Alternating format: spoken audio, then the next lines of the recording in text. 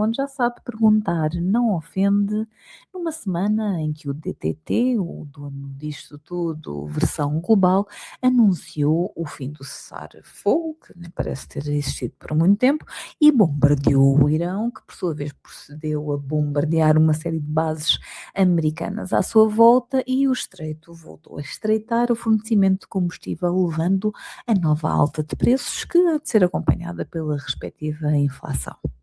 Disparou para perto de $80 por barril o preço do ouro negro que nos sustenta, apesar do que diz o Ministro de Estado, quando nos tenta convencer que a economia angolana já não é petrolífera, agora é agrícola. É tão gira essa ideia de que a economia já não é petrolífera, agora é agrícola. Dá a sensação de que agora, em vez de exportarmos barris de líquido escuro, exportamos alfaces ou mandiocas e que estamos com, ou então que estamos com tal robustez económica que porventura exportamos os dois, mas mais alface e mandiocas, porque o PIB agora é agrícola e não é petrolífero. Um dos principais sustentos do petróleo são os impostos do setor, mas certamente que agora que somos uma economia agrícola e não petrolífera, os impostos gerados pelo setor agrícola, o emprego gerado pelo setor agrícola, provavelmente já enche os cofres da AGT, e as divisas de exportação provavelmente já enchem os cofres do BNA. Somos uma economia de tal ordem agrícola que certamente já não teremos a necessidade de importar produtos agrícolas, não é? Era o que teria lógica, tal é a importância do aumento da produção nos últimos anos. Somos uma economia agrícola, porque assim dita o peso que o setor terá no PIB, segundo o ministro, mas, e agora pergunto eu, que economia agrícola é esta em que continuam mais de 8 milhões de angolanos, mais de 20% da população, a sofrer de desnutrição e mais de metade a habitar no limiar da pobreza ou no seu vasto espaço? Que economia agrícola é essa que não dá de comer aos seus? Os dois produtos agrícolas que compunham quase 90% do volume total da produção no ano passado, que atingiu cerca de 20 toneladas, eram a mandioca e o milho. 10% é o que resta para o resto da cesta básica, os outros produtos.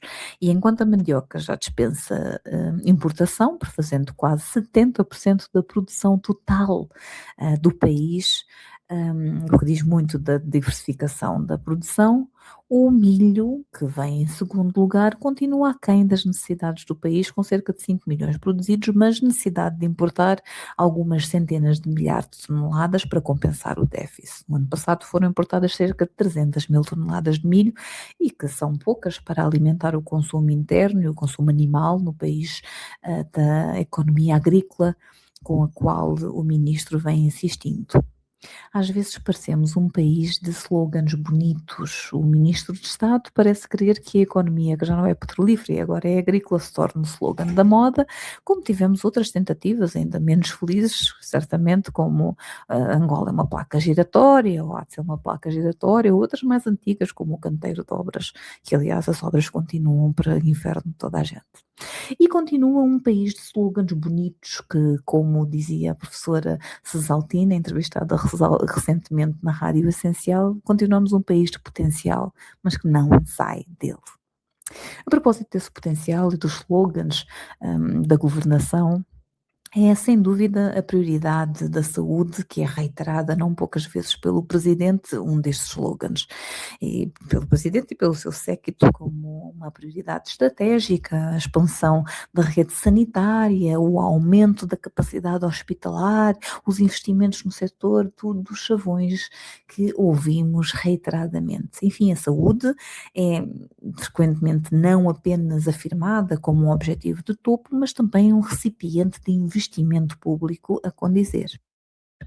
Ainda no mês passado, o chefe de Estado e do Estado de Coisas autorizou um acordo para um financiamento. Atenção que o financiamento, querido ouvinte, não é oferta. Financiamento significa que a conta há de vir mais tarde. Um financiamento de 250 milhões de dólares para emergências de saúde, mas é nos resultados, para não fugir à regra, que está o busilis. Um dos temas a marcar a nossa atualidade esta semana foi a continuada ausência do chefe de Estado e do Estado de Coisas no país, precisamente simplesmente por, segundo notícias ou boatos, porque também não existe uma explicação oficial, por motivos de saúde. A tal saúde que, segundo os slogans, é prioritária e etc e tal, consome bilhões, mas continua a não estar à altura da saúde do chefe, porque se der qualquer coisa, vai-se tratar lá fora. Assim como não estava à altura da saúde do chefe anterior, cujas visitas de saúde à Espanha também criavam este tipo de especulações e até que por lá ficou mesmo, seguindo a tradição do primeiro presidente, que também morreu no exterior, para onde tinha ido em busca de tratamento também de saúde. Toda a especulação em torno da saúde do presidente esta semana faz-nos parecer um pouco ansiosos como um povo. O chefe ainda nem sequer fez um mês fora e os temas da ausência prolongada, de quem devia de estar a assumir os destinos da nação, da sucessão até, etc., já saem para a rua quando os outros países africanos acostumaram-se tranquilamente a viver com o presidente ausente. O antigo presidente da Nigéria, por exemplo, entre 2015 e 2023, Muhammadu Buhari, passou 225 dias fora do país, naquilo que o ministro da Saúde sul-africano classifica como o turismo médico, aliás. E está longe de ter o trono deste tipo de turismo. O presidente camerunês, Paul Biya, reeleito aos 92 anos, no ano passado, para o 8º mandato. Biá, quem chamam dono da casa ausente, nos Camarões, passou um cúmulo de 5 anos fora do país e fica rotineiramente períodos de entre 30 dias a 50 dias fora, em manutenção, digamos assim, na Suíça, em Geneve, que custa milhões ao país, que paga as deslocações e Biá governa à distância, tranquilamente. Nós, um pouco de mais de 2 semanas sem saber do chefe, que ainda por cima nem tem obrigação escrita de dar cavaco, e não dá mesmo, e já há boatos e especulação por todo lado, cobranças, mas é com a esperança sempre, querido ouvinte, que marcamos aqui o encontro. Até à próxima, no seu Rádio Essencial. E agora, pergunto eu, com Geraldo Embaló, todas as sextas-feiras, depois das 17h30. Rádio Essencial, em 96.1, uma rádio de palavra. Perguntar não ofende.